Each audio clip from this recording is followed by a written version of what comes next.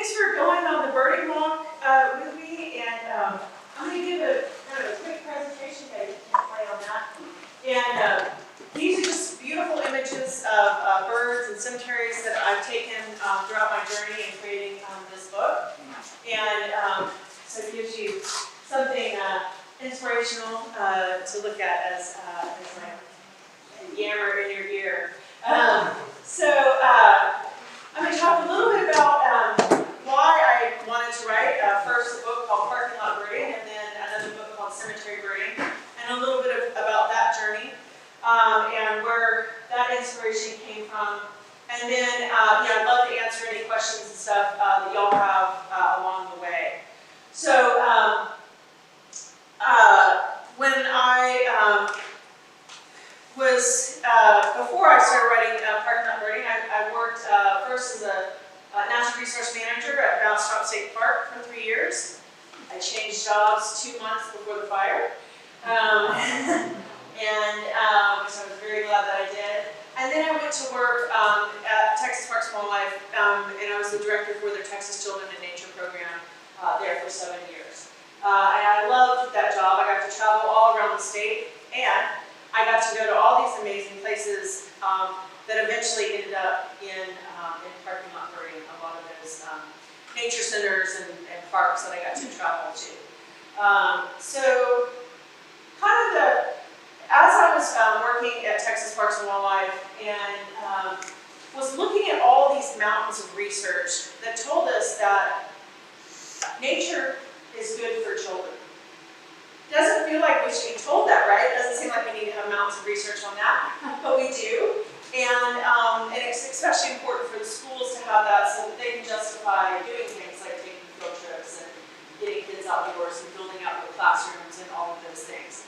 So, but in that process, I got to be part of one research study in particular that was done by Yale University in conjunction with Texas Parks and Wildlife, the Florida Parks and Wildlife, and there was one other that was in there, I want to say maybe Colorado. And it was looking at the relationship between nature and people. And where are we at right now, in this 21st century? This was a follow-up to one that had been done 50 years ago. And so looking at how those attitudes changed and things, it was fascinating. It was absolutely fascinating because I got to go to the focus groups and sit behind a glass and listen to people who have no idea what they've showed up that day to talk about. We even had to park the Texas Parks and Wildlife truck around the corner so that they wouldn't have any kind of idea of what they were about to see or hear or be asked questions on.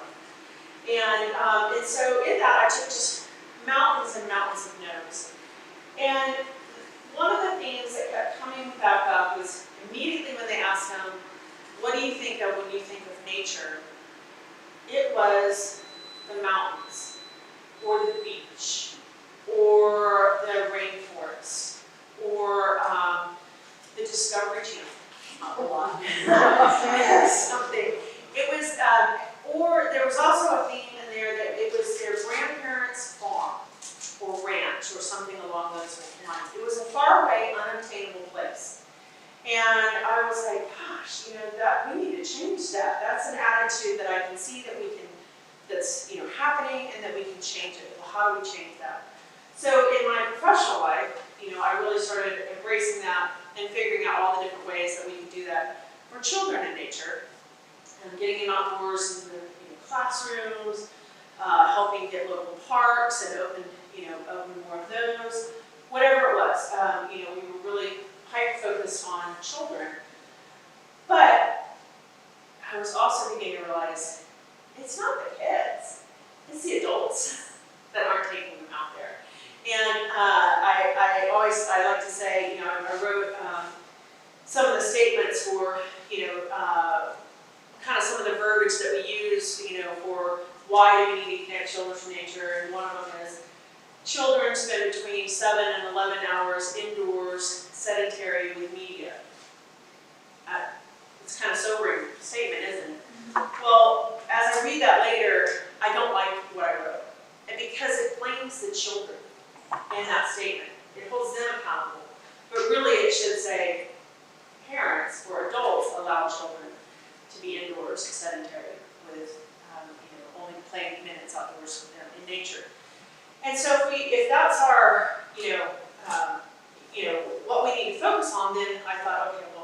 how do we then get engaged, really the adults and the whole family? And I was looking at that.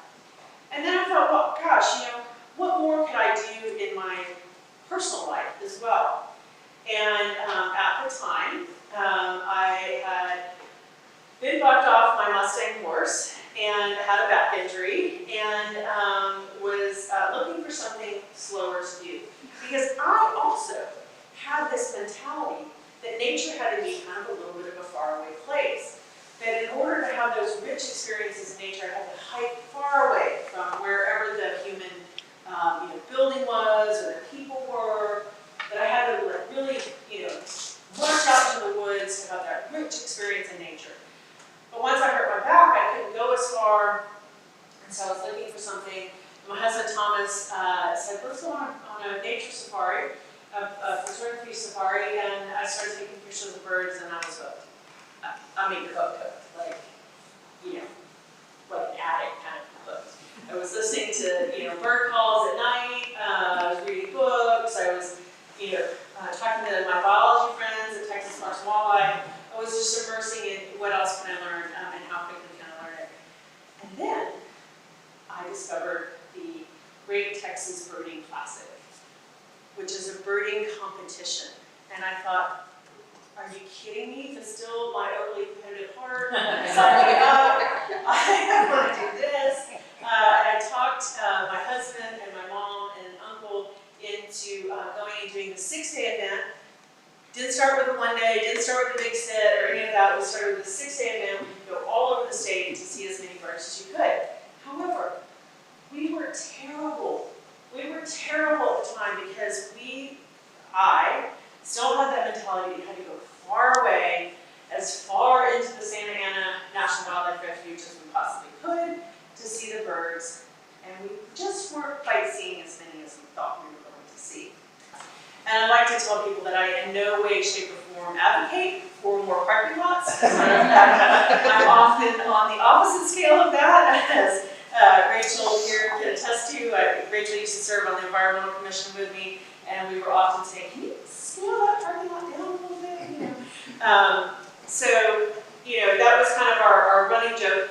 But what it also started making me realize was you can have those rich, immersive moments in nature that aren't these faraway places. I mean, a great example was, I told you all the story about the peregrine falcon out here. The falcon lives right there. But in my other world, I hiked the south rim of Big Bend to go see the falcons, which is great. But I now know, I can also go right here and watch, her have this amazing, battle with a red-tailed hawk. So I started having to switch my mind a little bit. And that's when I thought, well, this is what I can do. I can help people find places to go and help manage those expectations when they get there of what to look for once they get there. Because that was another theme that kept coming up in the research study is, yeah, we know it's good for us to go to the parks, but we're never really sure what to do when we get there. And we feel uncomfortable, like if we sign up for one of the programs and if we don't know anything about the program, should we really be there? And they feel kind of out of sorts and stuff. So that was my answer to, okay, I can do something that helps people, find places to get outdoors that are local and nearby, and that are in the different ecoregions around the state. And once they get there, it's easy to get around, and it's easy to find the birds. So parking lot birding and cemetery birding follow a very similar format, and I have all the different ecoregions and then places within each ecoregion. And I try to keep, people don't say raise their hand like, I live in the Black Plant Prairie ecoregion. No, we live in Austin. And so, I try to keep it within like a 2-hour drive of the major metros. Unless you're in, of course, the Panhandle, West Texas. There's not exactly major metros, but, that are in the area. So, that was kind of set up. And then I try to say what's there in each season, so that there's, if you go in the spring, you might see, a certain set of birds. You go in the fall, you're going to see another set of birds. And, that's exciting to me, right? I'm always saying, like, if you've gone somewhere once, go again in a different season and see what's there. See what's arriving. See, I love the awe and wonder of nature. And there's actually a lot of research study that teaches us that that moment of discovery, like when you see a bird or when you're seeing a butterfly, it's we call it awe. But really, what's happening in your brain is your chemicals are giving you a positive stimulus and saying, hey, good job, you recognize that, you've identified that, and you want to do it again. Apparently that went on overload for me, and I just gotta keep doing it. But that's, it's your dopamine, right? It's like you're getting a charge of dopamine each time that you do that. And so that's, you're actually taking care of your brains when you're out birding. It's good to earn that, instead of maybe just doing that on a video game, which is exciting for some, but not always for me. So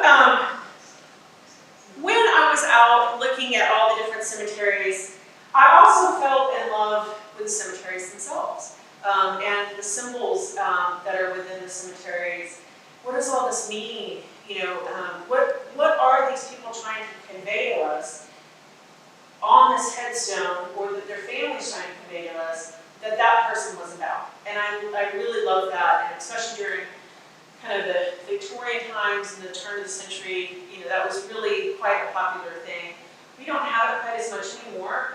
Some cultures still do, and I love it. If somebody has really something kind of cool on their headstone, that tells us who they were and what they did. And so I start each location in cemetery birding with a symbol of some kind, and I'll, like this is Waco, and I'm talking about the rustic period, where they partner sort of a rustic-looking headstone with something sort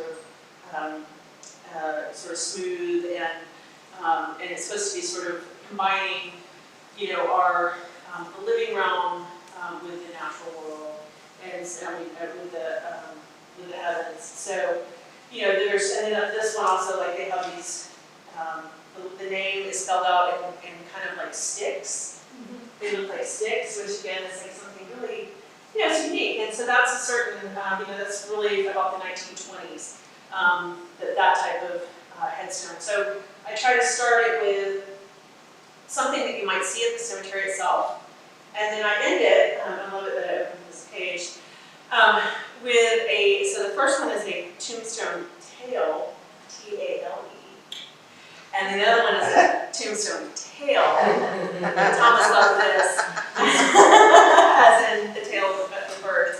And this one here is about the great-tailed grackle, which, if you see the grackles right now, they don't look so good. They're molting and they look pretty pitiful. But this one is in his. This is down in Galveston, and he's got quite his sort of, it's almost like a royal purple in the spring they get. So I like grackles. They get a bad rap, but they are really neat, especially this time of year when they're on the wires and they start roosting up, and these big gatherings along different roads and stuff. And then I try to tell a little bit about the history of the cemetery itself, and why you want to go there. This picture, I had to sort of fight the publisher a little bit. But I was very specific. I wanted this picture, and I had chosen it early on. It was taken right here at the cemetery. And it's our state bird. And there's a lot of lore about, in all cultures, about the relationship between birds and the departed. And the mockingbird has always symbolized my grandfather to me. So I really wanted him to be on the cover. And I love that picture as well. I should have pointed this out. We passed right by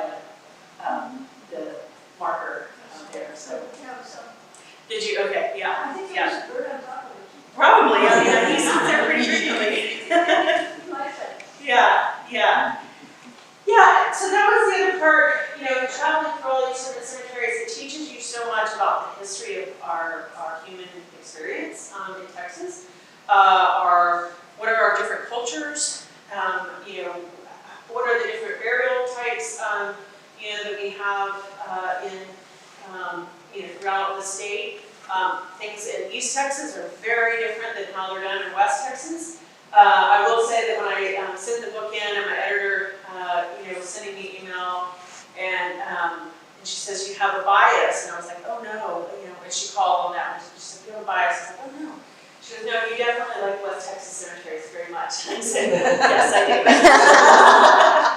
Because they have trees in this sort of barren area, and they're often watered. The families will come and water them, and so they have good insect activity there. And I've seen 2 lifeless birds there, so that was pretty exciting for me. One was the lark bunting, and the other was a Cassie's kingbird. So that was pretty exciting. When I was doing the research, it was during COVID. So I was working on another book project that was very research heavy, and I had to shut that down because all the research libraries closed. And as I was doing the research, so I'll kind of back up a little bit more.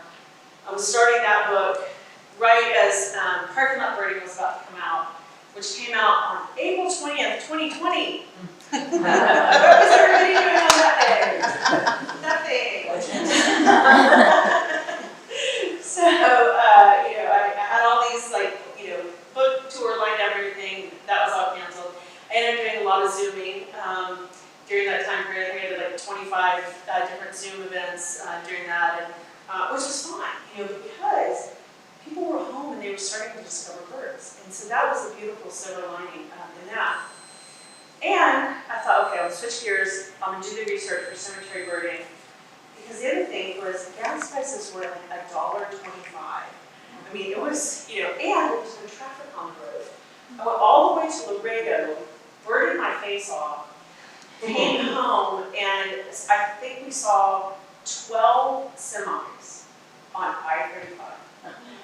That was it. We could walk out in this tiny window and see 12 semis right now. It was really surreal and quite a cool experience. Being in cemeteries that time period too, it was so quiet, and I could really hear the birds, and I could really listen intently and learn more than I ever had. And I still find that, even though we're back and we're active and we're making all of our human noises again, we're very noisy creatures, and but you can still have that nice quiet moment, like when we were up on the hill up there and the breeze is coming through the trees. You can feel like you're in a faraway place, even though you're right here in the city, the center of the city. So, now I'm doing the research. I went to about 300 cemeteries between 2020, spring of 2020, and I think the last one I did was in 2022, to get it all turned in and ready to go for the publisher. And in that, if I found a cemetery that I liked, I would try to go back several times to look at it, to see, is it good during spring as well as in the fall? What does it look like during the winter? Really making those decisions. And what was kind of cool was I was adding a lot of those onto eBird, and so in order to have a hotspot that's open to the public added, the biologist has to come out and verify. And they were verifying these as I was going along. I really love seeing how many people are now reporting there and saying what other birds are they seeing, which is pretty exciting as well. And then sometimes I had to draw from different areas around that had similar habitat to really get a good idea of which birds are going to be in that area around the time. So. As I was looking, I was always looking for that nexus between history and habitat, of what was interesting to send people out to and to go look at, because I didn't want to have something that, just a big mowed field. Often those are not, they're just not good for where the birds are. The beautiful thing about cemeteries is a lot of times the more historic ones have beautiful mature trees. They have a mix of grasslands. They have what's called the edge effect, which there might be some things along the edges or some fields or something that the birds can come in and out of as they're feeding. West Texas, there's actually trees. That's the main event there. So, really got to explore a lot. I was really grateful for that time period, to be looking at our existence in this sort of this strange time of COVID. And that might seem like, oh gosh, that might have been kind of sobering or sad or something, but really it was quite inspirational, because as I was standing there reading this historical marker in LaGrange, and I mean, it is depressing as all get out. It was talking about the waves of cholera that came through, and then the yellow fever that showed up, and then something else happened, and they didn't have enough wood to put all the bodies into, and they were having to make a decision between building their school and making coffins. I mean, it was hard stuff, right? I thought, God, we're gonna be okay. This COVID, we're gonna beat this. We're gonna be okay. And so it's kind of a nice, epiphany that I had there that made me feel better. And I think, well, that's kind of weird reading something so gruesome, but and have this like thing. But it's how we find our will to keep going, and especially during that COVID time when it was, every day was what's going to happen next. We couldn't count on it at all. So and along the way I got to see some really amazing places, and I met some really amazing trees along the way. I love trees as well, and so I try to put this in there. But I will kind of stop there. I'm going to add one more thing before I stop. So as I was doing the research, I also came across lots of beautiful historical documents that talk about cemeteries as our first parks in the United States. And that was something that was very intriguing to me. And looking at, okay, why? But in Cambridge, Massachusetts, Mount Auburn they designed it specifically to be the dual purpose of a cemetery and a park. And they wanted people to come out, and they wanted them to remember and reflect on their departed, while also having the family be there, have a picnic, have a reunion, and come and spend time in nature as well. The backdrop of nature is they wanted this. During the Romantic time period, it was called the cult of the melancholy, which I think is a fantastic term. And it was feeling deep emotions, and they felt like nature was the place to really and truly feel your deepest emotions, whether that's great joy or great sadness, or anything in between. And so, they were designing these spaces that sort of take you on a journey even through, maybe a beautiful sort of garden area, and then an open space, maybe there's a water feature, and then of course, the quintessential tree is the weeping willow. It doesn't get much more melancholy than a weeping willow. But the good news is too, if people have weeping willow at their cemetery, the warblers love them. They have these long, thin branches that the insects kind of come down and watch the warblers just sort of tumbling down these branches, which is really cool. So keep your eye out for our weeping willow. You'll see them big in a different context than they did. Of course, the crows are always pretty active in cemeteries as well. I watched a pair of crows cooperatively work to get, they wanted these Mardi Gras beads back. And one would lift it a little ways, and then the other would come and lift it a little more, and lift it a little more, and the other would hop up on top and lifted it, and they finally lifted it up and over so they could get it off, and they had their beads and they flew off. They're pretty great birds. I mean, they're pretty great birds. Yeah.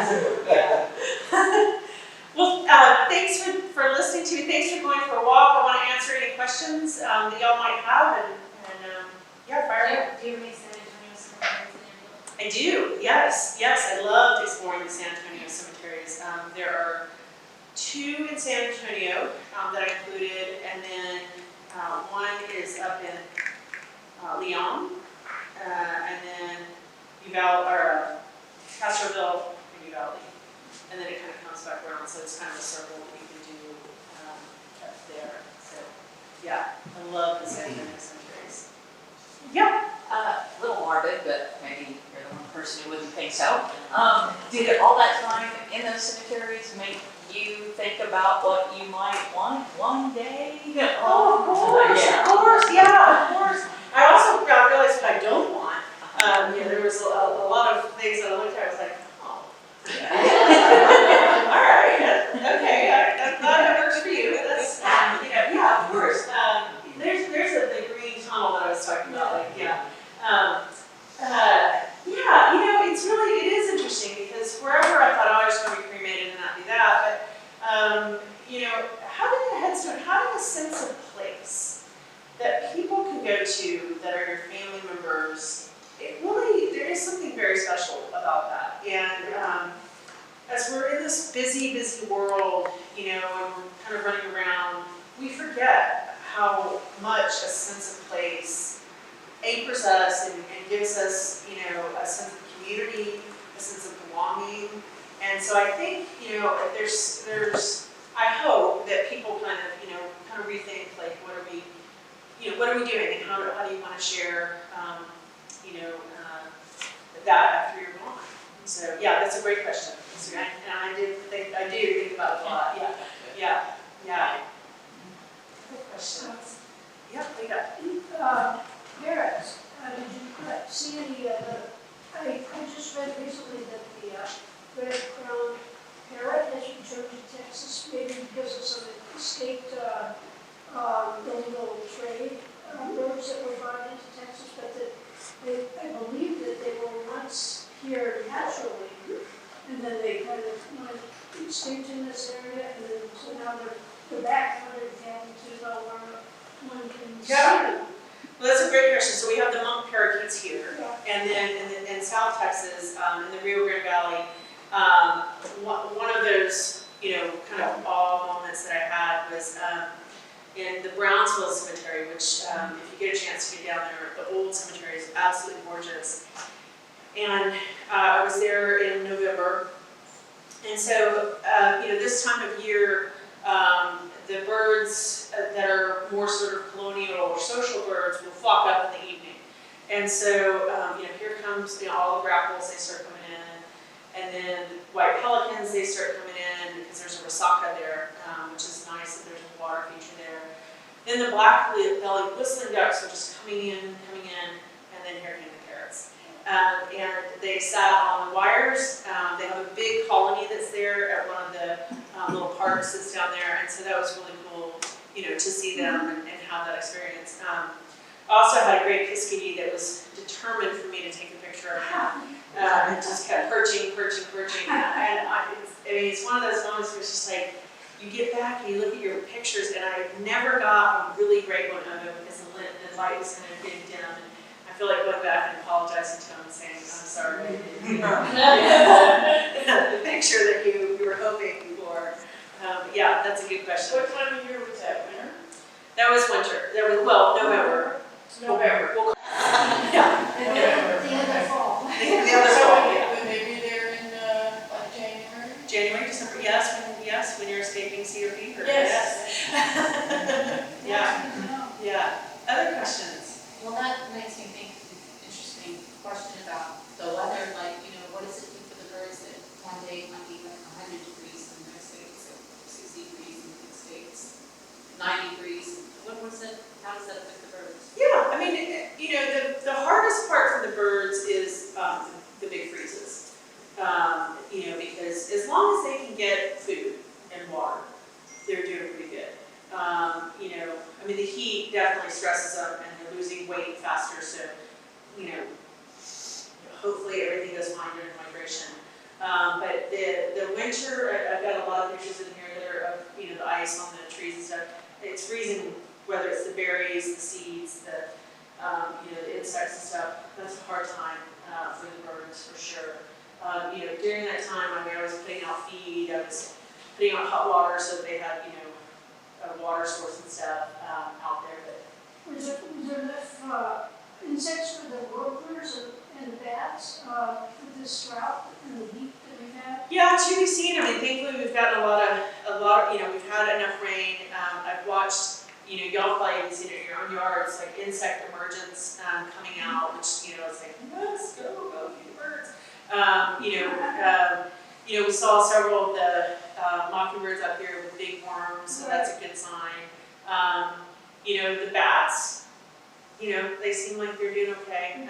But yeah, it's, you know, as you drive on the road, you know, you used to, your windshield used to be full of insects, and they're really not anymore. So, you know, we're at that's an indicator of what's around or not around. And, you know, everybody's sort of got their fingers crossed and hope that, you know, they can get enough fuel during migration and stuff. So, and that they'll have plenty of relief once they reach, you know, Central and South America. So, I think you had a question too. Oh, sorry. Let me. I was curious what your publisher, what about the photo they didn't want to use for your cover? Yeah, it's kind of funny. Like, yeah, right? Yeah, that's a great picture. Thank you. Yeah, there was, all right, I'm gonna share this with you. So, they sent, there's a picture in here, that I used, and I'm talking about, fencing, old fencing. And, it has a picture of a bird in it. Let's see if I can get there. And so it was a picture that I sent in. It's my picture, I get it. But the bird is a house sparrow. And I said, I can't have a house sparrow. We laughed out of them. Yeah, and so then they picked another one, and I said, no, that's not it either. I really want this one in particular. I thought they were gonna go for a tanager or something. I was gonna say. Well, that was the other thing, is I sent in a beautiful one of the tanager that I took down to the Galaxy Cemetery, and they didn't pick that one either, so I'm like, let's just. Apparently they're not really perfect. Well, you know. So they, you know, once I told them kind of why I wanted this stuff, they're like, oh, okay, that makes sense, and they were got the end of it. Yeah, I mean, the fencing one, it did look really cool that they sent me. If it was any other bird, it would have been cool, but you know. I think I might have seen it with your pictures here. There was one where Yeah. there were, and there was bird in between. It's the bird, yeah, exactly, yeah, that's a good question, and kind of a funny story related to me. Other questions? How many miles did you put on your car? Ooh, gosh, that's a good question, I have no idea, a lot. You know, when where I could, I was tying it to other research that I was doing, or, you know, might go stay with my dad up at Fort Worth for a little while, and then try to do, you know, things out there too, but a lot. Yeah. The Bird Classic takes 2,700 miles on our car. Yeah, this is my husband, and he says that our birding classics is about 2,700 miles, so. 6 days. In 6 days. That's a neat. Yeah. When you have a random Sunday afternoon in town and the weather's nice, where's your number one spot to go? That's such a good question, and there's only one answer, and that's Macedonia. It's near Granger, and I love going there. I love it. It's a small cemetery. It's only 10 acres, but it's out on the Blackmore Prairie, and there's a creek, Possum Creek, and so there's lots of trees. The cemetery itself has nice trees, big pecan tree, big bur oak, and I think I'm up to about 80 some species that I've seen there. It's like a little microcraft in many ways. Because of the woods, you know, you kind of come out of all this agricultural fields, and then there's a space, and then, you know, so when I go there, I also walk along the little road that's there because it's right next to the creek. You know, the warblers, and, American red stars, and even this time of year, you know, you'll see quite a bit of the fall migration coming through there, and it's very peaceful, and that's my go-to for sure. I love coming here. I will tell y'all, hopefully either end of next week or the beginning of the week after that, I'll be on the Texas Standard, and which is the radio show, and we did it here at Oakwood. So we had a really fun outing for that. And dad also wrote a book that I contributed a chapter to, and he was selected as well. And it's the first time that a father and daughter have been selected for 2 separate books. There was one pair that wrote a book together, but these are 2 totally separate books, so that's kind of exciting. So that's all. I'm happy to assign any books for y'all. I've got parking lot grading here. I do also have just one copy of the Texas State Park, first 100 years. This is its centennial year of the state parks, and I feel like I do need to make this plug. We will have an opportunity in the fall to vote for what's called the Centennial Fund, and that'll be $1 billion for new state parks. And so, hopefully y'all will join me in that. So, we ourselves might not ever see those parks, but it's an investment in the future for sure. So, well, thanks y'all. I really appreciate it.